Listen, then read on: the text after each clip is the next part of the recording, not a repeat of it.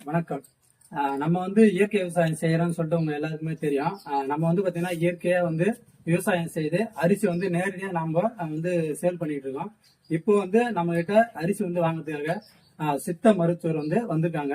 So அவங்களே நம்ம அரிசி எப்படி இருக்குன்னு சொல்லிட்டு சொல்லுவாங்க. அனைவருக்கும் வணக்கம். இது வந்து பாத்தீங்கன்னா இயற்கையில நிறைய விஷயங்கள் இருக்கு.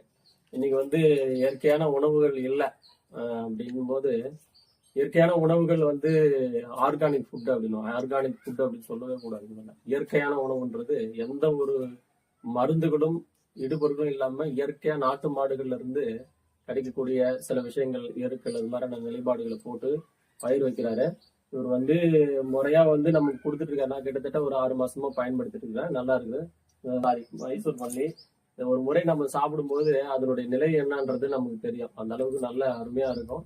அது மட்டும் இல்லாம சப்த தாதுக்களை வந்து வலுப்படுத்தக்கூடியது. ஆண்களுக்கு வந்து சாரம், செந்நீர், உன் கொழுப்பு, எனும் முனை சுற்றிகளும் சொல்லக்கூடிய இந்த 7 சப்த தாதுக்களையும் வலுப்படுத்தக்கூடியது.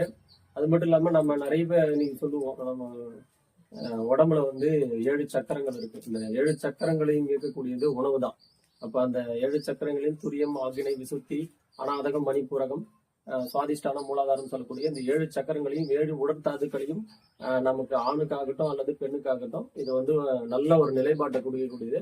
சத்தான உணவு. இன்னைக்கு சத்தான உணவு இல்லை, உணவே மருந்து அப்படின்னாங்க. இன்னைக்கு மருந்தே உணவு ஆகி போச்சு. அதனால வந்து உணவு தான் என்னைக்குமே வந்து நம்ம சத்தான உணவுகளை தேடி பிடிச்சி சாப்பிடணும். 6 சுவை உணவுகள்ல இன்னைக்கு நம்ம காரம், இனிப்பு, புளிப்பு, உப்பு தான் வளைச்சி கட்டி சாப்பிட்றோம்.